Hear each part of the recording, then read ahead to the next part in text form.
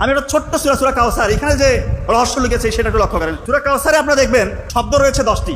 এই সূরাটা শুরু হয়েছে আলিফ এবং হামজা দিয়ে, এবং এই সূরায় আলিফ এবং হামজা এসেছে 10 বার। এই সূরার প্রত্যেকটা আয়াতে বর্ণ রয়েছে 10টি করে। ফোঁটা বা নোক্তা এইটা ছাড়াও বর্ণ এসেছে এই সূরায় 10টি। ইউনিক বর্ণ, অর্থাৎ একবার করে এসেছে এরকম বর্ণ আছে এই সূরাটার মধ্যে 10টি। এবং আপনারা একটা আশ্চর্যজনক মিল পাবেন, এই সূরাটার প্রতিটা আয়াত শেষ হয়েছে র দিয়ে। দেখবেন ইন্না আতাইনাকাল কাউসার ফাসাল্লি লিরাব্বিকা ওয়ানহার ইন্না শানিয়াকা হুয়াল আবতার।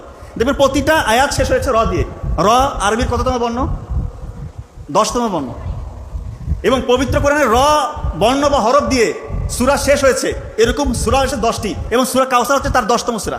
চিন্তা করেন, এই ছোট্ট একটা সূরা, 3টা মাত্র আয়াত, কিন্তু আল্লাহ তাআলা কত কিছু এর মধ্যে রাখছে। 10-এর একটা অসাধারণ মিল আমরা পাচ্ছি না? পাচ্ছি। তার মানে আপনি চাইলেই বানাতে পারবেন তা না। এটা তো একটা জাস্ট সংখ্যাতাত্ত্বিক একটা আমি মিল দেখালাম। আপনি যদি এখানে মেডিকেল সায়েন্স দিয়ে মিলাতে চান সেখানে মিলবে, আপনি যদি ইংরেজি সাহিত্যের স্টুডেন্ট হন সেটা দিয়ে মিলাতে পারবেন। কথায় আপনি যেই ক্যাটাগরির মানুষই হন, পবিত্র কোরআনে যে কোনো কিছু নিয়ে যে আপনি আপনার অ্যাসপেক্ট থেকে অ্যানালাইসিস করেন, দেখবেন যে আপনি নতুন কিছু উদ্ভাবন করতে পারছেন ইনশাল্লাহ। এটা যে আল্লাহ তাআলারই সৃষ্টি, এখানে বিন্দু মাত্র কোনো সংশয় নাই, বিন্দু মাত্র সংশয় নাই। আল্লাহ তাআলা সত্য, আল্লাহর পবিত্র কোরআন সত্য, এবং রাসূলুল্লাহ সাল্লাল্লাহু আলাইহি ওয়াসাল্লাম উনি সত্য। তো পবিত্র কোরআনে 42 নম্বর একটা সূরা এবং 50 নম্বর সূরা, সূরার নাম সূরা, এবং 50 নম্বর সূরা সূরা কফ। এই সূরা দুইটা শুরু হয়েছে কফ যে হরফ এটা দিয়ে। তো ইন্টারেস্টিং বিষয়, এই দুই সূরায় কফ যে বর্ণটা এটা এসেছে 57 বার করে। দুই সূরা আপনি গুনে গুনে দেখবেন 57 বার করে এসেছে। এবং পবিত্র কোরআনে মাত্র 2টা সূরা এসেছে যেটা কিনা কফ বর্ণটা দিয়ে শুরু হয়েছে। সূরা 42 নম্বর সূরা এবং সূরা কফ 50 নম্বর সূরা। এই দুইটা সূরা দেখবেন শুরু হয়েছে কফ বর্ণটা দিয়ে, হরফটা দিয়ে, এবং 2টা সূরার মধ্যে আছে 57 বার করে।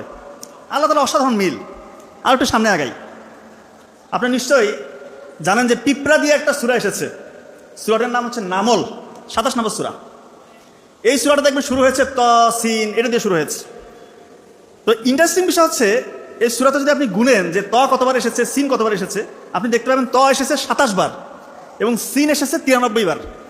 তো আপনারা প্রশ্ন করতে পারেন যে 27 এবং যে 93 এটার মাহাত্ম্য বাকি।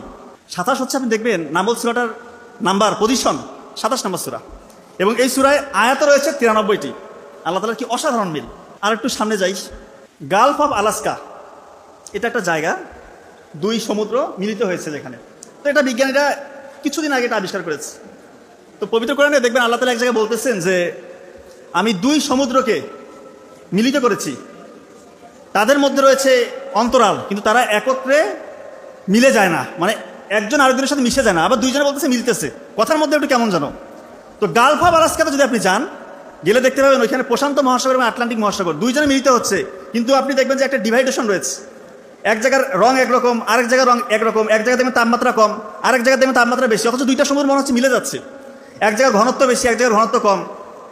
তো আপনি যখন এই জিনিসটা আপনি ওই জায়গায় যাবেন এবং কোরআনের ওই আয়াতটা মিলাবেন, তখন আপনি অবাক হবেন যে আল্লাহ তাআলা 1400 বছর আগে নবী করিম সাল্লাল্লাহু আলাইহি ওয়াসাল্লামের মাধ্যমে এই গালফ অফ আলাস্কার কথাই হয়তোবা ওই আয়াতটার মধ্যে নাজিল করেছিলেন, যে 2 সমুদ্র মিলিত হয় কিন্তু পরস্পরের সাথে একত্রে মিশে যায় না পুরোপুরি। কি অসাধারণ মিল, আপনি চিন্তা করেন। আপনারা জানেন যে আল্লাহ তাআলা পবিত্র কোরআনে বিভিন্ন জায়গায়, কোরআন যদি কেউ একই রকম একটা সূরা কেউ নাজিল করে দেখাতে পারে,